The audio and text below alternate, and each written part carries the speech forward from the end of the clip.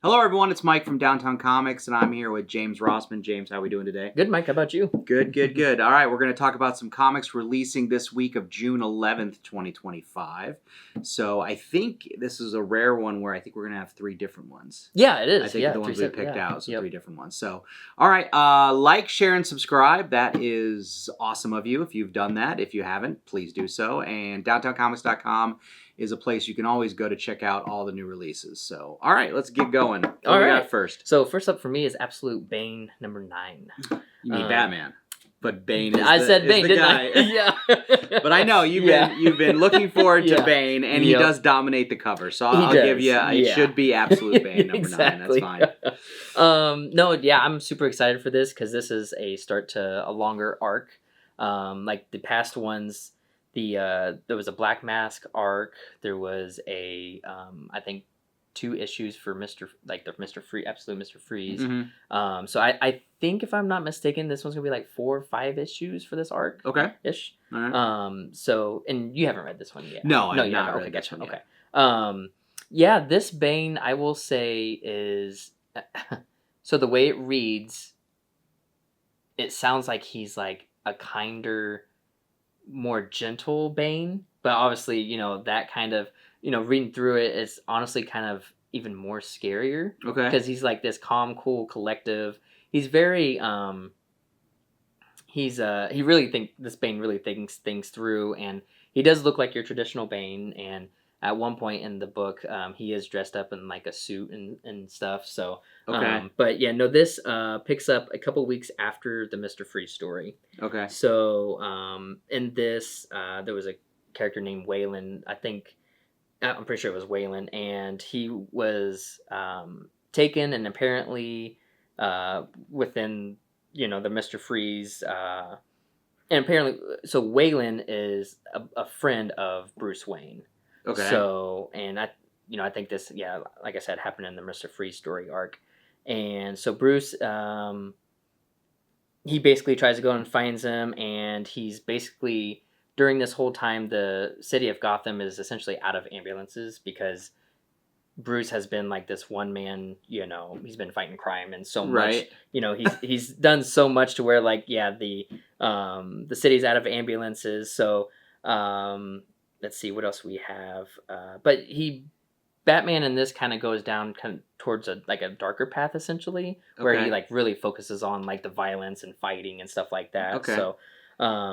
So, I don't know much about, even though I read Batman and even though I know Bane as a character, obviously, I really don't know the history of Bane. I haven't followed that character from inception until, so if you do know that, have they changed his origin from his more traditional comic book? Is he besides you saying that he's not? I mean, does he already have the Venom? So it doesn't go into too much of his origin as of right now, because there is part of the book where he's not in. Okay. So he kind of comes in, if I remember correctly, towards the middle portion. Okay. So I think possibly in the future issues, I think we might get a little bit more of him. All right. So it was kind of weird because obviously he's on the covers, and I thought it was going to be more about Bane, or Absolute Bane. But no, in this issue also, there is a little island off of Gotham called the Arc M Project. And it's essentially, this island looks like it's under construction, and Bruce has believed that it's been a month. It hasn't been very under construction for very long.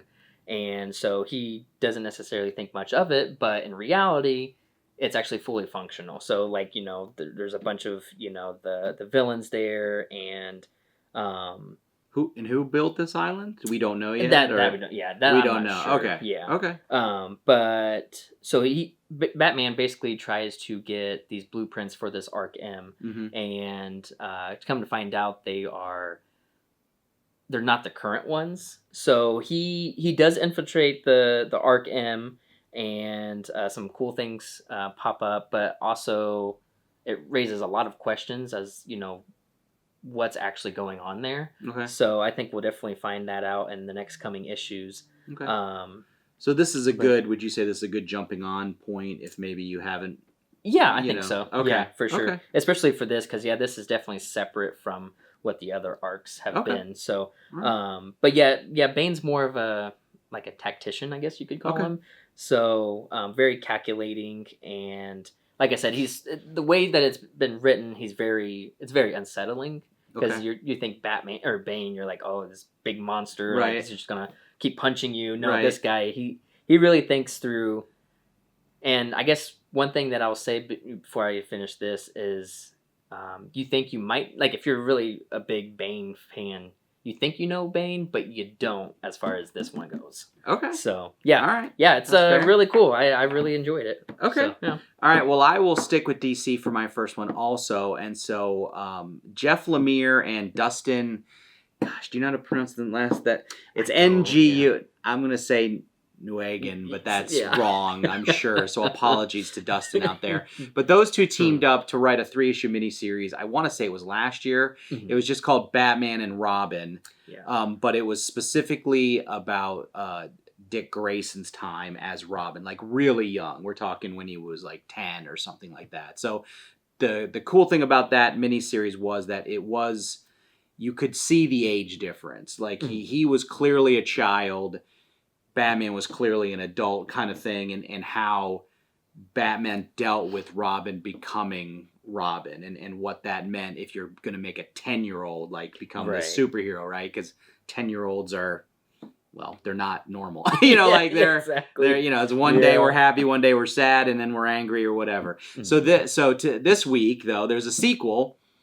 Same team, Batman and Robin, Jason Todd. So now we go into Batman's experience with Jason Todd as Robin. And again, very young Robin. He's clearly 10 or 11. They don't say the age, but clearly. And it really goes, right from the beginning, it gets into how Jason Todd is different from Dick Grayson. And Jason Todd is, and they state in the thing, Jason Todd is a screwed up kid. Okay. He's screwed up. You see the backstory they're going with. I don't know if it necessarily jives with every backstory that he's had because he's kind of had different backstories, but clearly a kid who has issues, and even Alfred is like, I don't know that, telling Bruce Wayne, I don't know that you can handle this. I don't know. This kid may need more than you can give him. Like, it's not just, like Dick, when he was with Dick Grayson, he was able to focus Dick's parental loss because it was so close to his own that he could kind of focus it into what they were doing. But this is a little bit different. How his parents died was just a lot more screwed up. And Jason Todd's parents. Yes. And he's just angry. So he's like the angry young kid. And yes. So yeah, it's very good. I don't want to say much more, but it's going to be a very different story than the first one. Obviously, it's a different Robin, but still great art. The story's good, and I think it's going to be another 3-issue ones. And they're little bookshelf ones, so they're a little bit bigger than they're a little bigger than normal ones. So yeah, I enjoyed it. Jason Todd is like, he's he's obviously a tragic figure. He's the classic kid that is just, he's kind of screwed up from the beginning. So it's not a shock how he develops into his version of Robin. So So yeah, it's good. Yeah, I forgot that was coming out this week. So when I picked it up, I was like, okay, I'm excited. And Jeff Lemire is a great writer. So yeah, definitely. Sweet.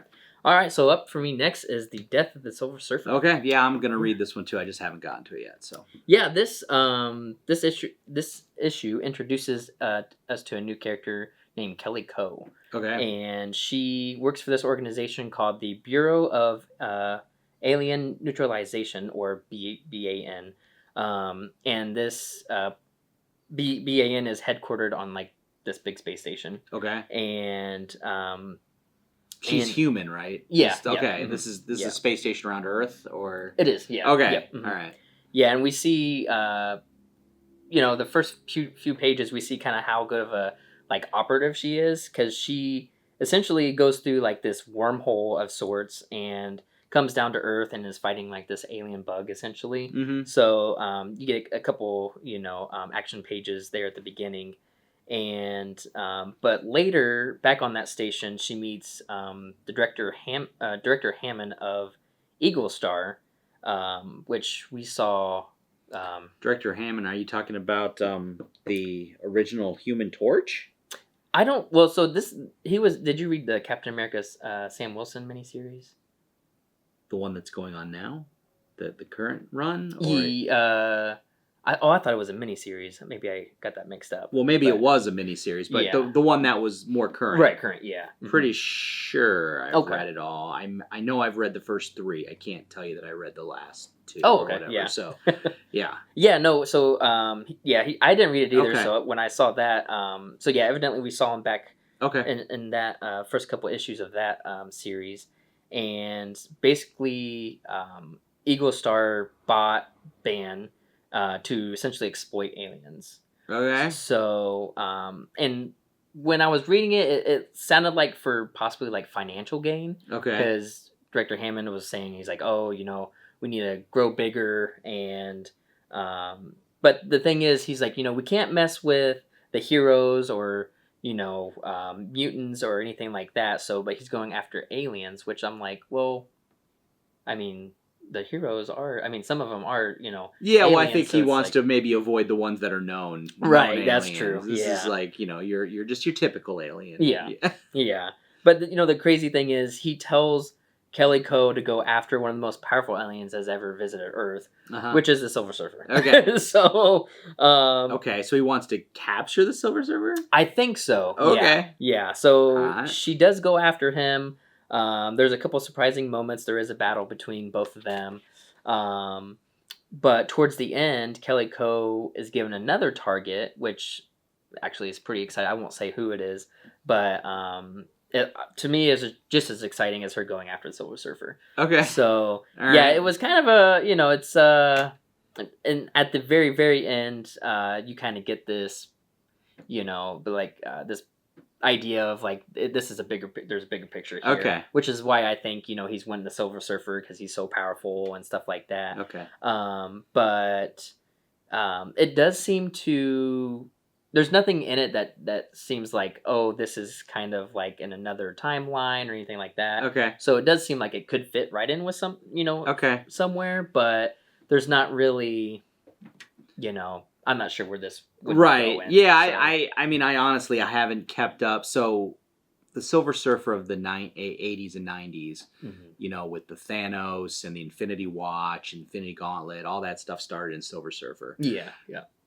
Loved it. I read the whole thing, loved it. And then, but I mean, the Mike Allred Silver Surfers, and they get a lot of good reviews and stuff, but I haven't kept up on it. So I personally don't know a lot about where Silver Surfer is, what he's up to, that kind of thing. So yeah, this will be interesting to see. Yeah, and I think this is a miniseries as well. Yeah, it is. Yes, it yeah, is. Like 5 issues, I think. Yeah. Okay. Yep. Yeah. So yeah. Okay. Yeah, it would be cool.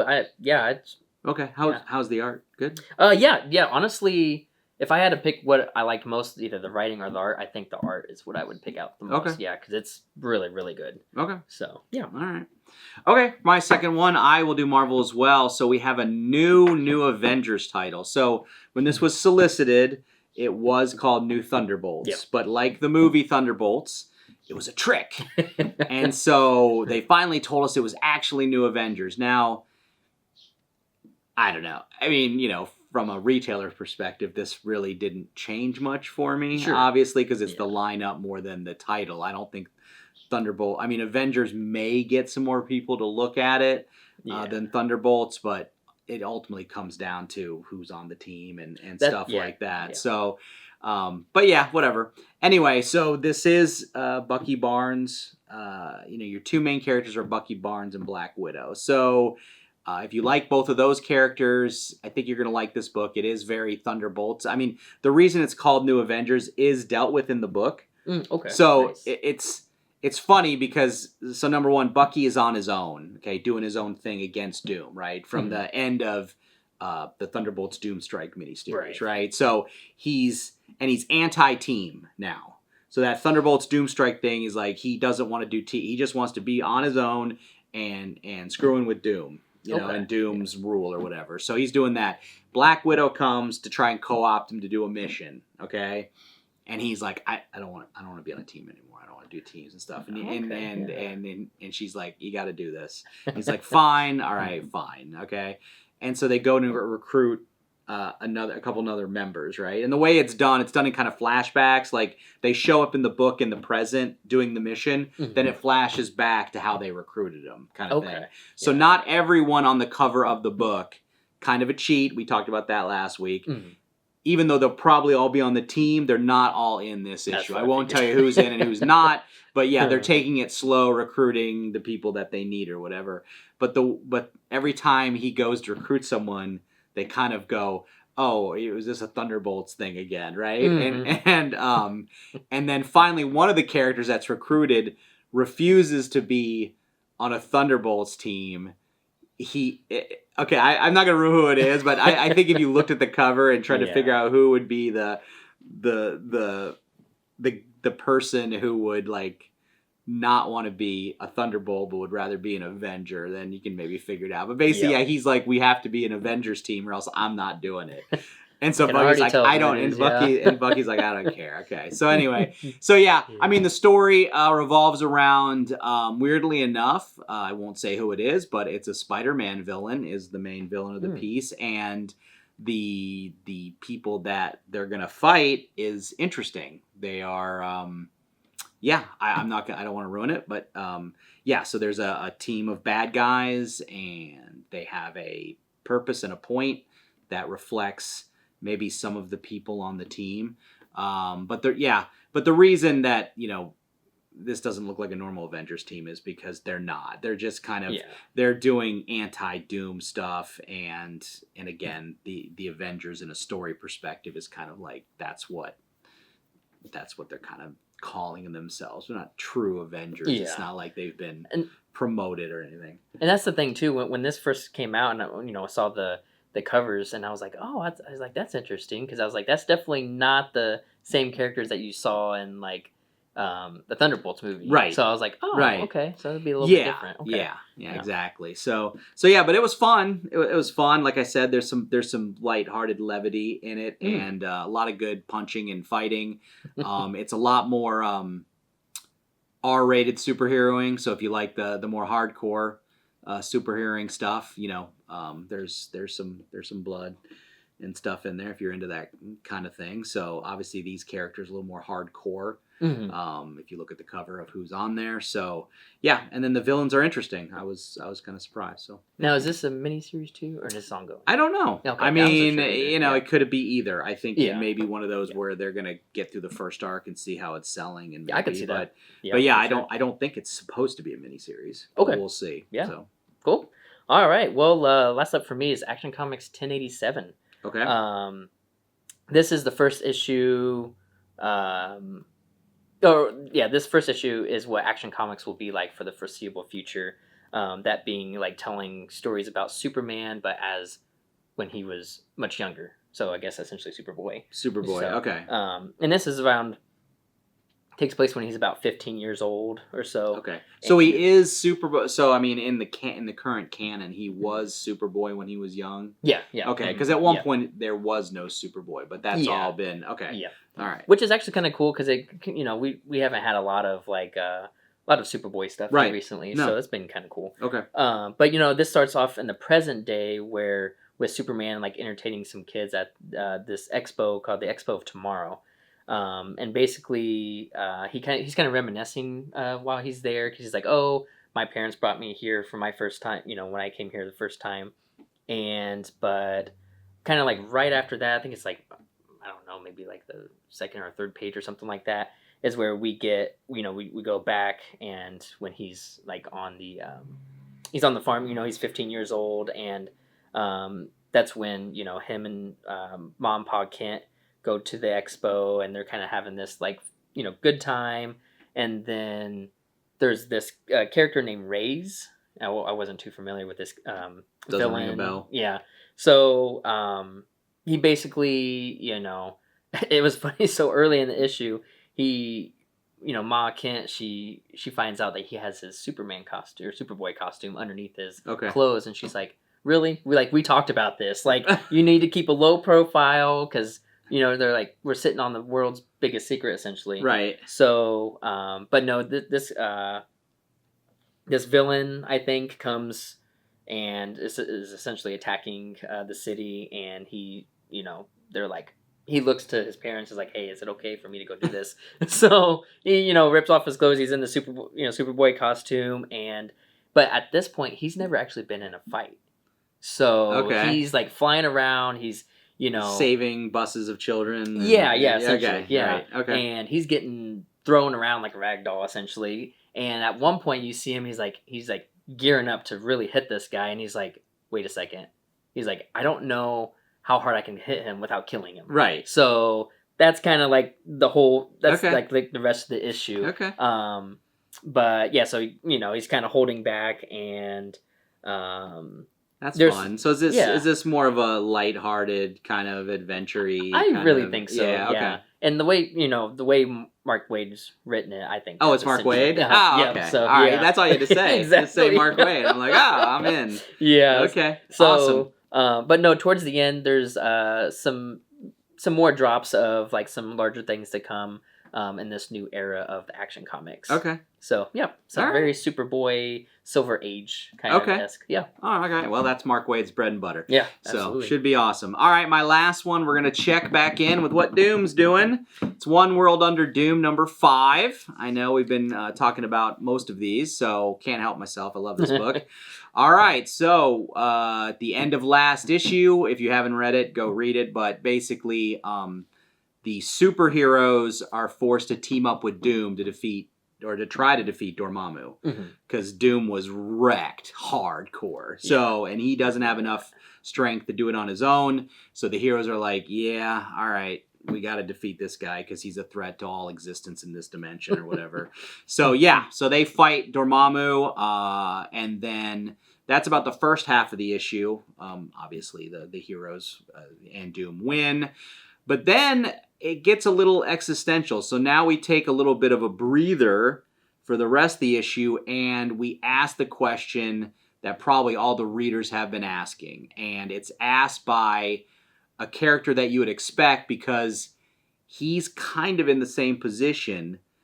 And the question is, well, should the Earth have Doom in charge? Like, they talk about all the stuff that he's done with the schools and the education and the blah, blah, blah that supposedly are helping everyone on the planet for, and so one of the Avengers asked the questions like, hey, are you Avengers really just fighting Doom because you want to fight, or are you seriously thinking about whether this is a good thing or a bad thing? Right. So that question happens, and the second half is really just about talking that kind of through. And unless you wanted to spend another 10 issues talking about it, I don't know that you get a definitive answer, but the question is asked, and it's worth kind of exploring that a little bit. And you as a reader can maybe make up your own mind, but it's pretty obvious that it's Doom. So yeah. But the question is asked, and it's legit. It's a legit question asked with sincerity. So, and that's the rest of the issue. And then of course it ends to kind of cut that off where because so another character pops, so something else is going to happen next issue. So we do spend that time though asking that question, which I think, maybe everyone that's been reading this book is like, well, why isn't anyone, because the Avengers have been just kind of going and just fighting him to fight him kind of thing. And they've been derailed every time. And it's like, hey, stop. What are you really doing? So yeah, it was good to take those half an issue to kind of discuss that. And the character that brings it up is thematically able to do that. And it doesn't sound like it's, we're just looking for the contrarian, kind of like in the Civil War. It made sense that Captain America and Iron Man were on opposite sides of an issue. Whereas in Civil War II, I'm not sure that the Iron Man Captain Marvel dynamic actually worked as well. Like, it seemed like maybe one was being contrarian just because they needed someone to be contrarian. Where in this case, you definitely have the character that is being the kind of contrarian to like, hey, maybe So it this makes Doom sense. thing is good. Is like, oh, okay, I can see why this character would ask that. It's legit.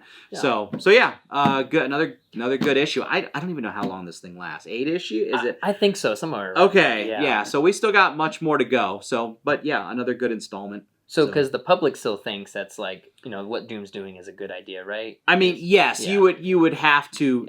I think they make a little bit of a nod to it, but you'd have to think that there would be a high percentage of just the normal person on the street, which doesn't give a care in the world as to what the motivations are necessarily, as long as they're fed and they're I mean, some people if they're fed, it doesn't matter who gave them food. That's true. It's like so yeah. I mean, I don't know if it's really straight ahead says that, but I think it is mentioned that like in general, the Avengers are against what the majority of the people probably want at this point. That makes sense. So sweet. Good issue. All right. Well, I think that's it. That is. All right. So, all right. Well, thanks for watching. We'll be back in the next couple of weeks. We have some other stuff, other videos we're going to do. So make sure you check out our YouTube feed for all the other ones that we're doing besides these weekly comic events. We're still on schedule for next week doing comic. Yep. Okay. Oh, okay. Cool. Hey, maybe some 2 or 3 in a row. That'd be nice. All right. Well, thanks, James. I appreciate it. Yeah. Thanks for watching, everyone. I hope you enjoyed this. Again, if there's ever a book that you really like that week, put it in there. If you agree or disagree, or even if maybe some of our recommendations made you pick up a comic you weren't going to, we'd like to hear about that because we want to know if you guys are, I don't know, listening or take us to heart. Yeah. So, all right, we're gonna let you go. Bye. Thanks for watching.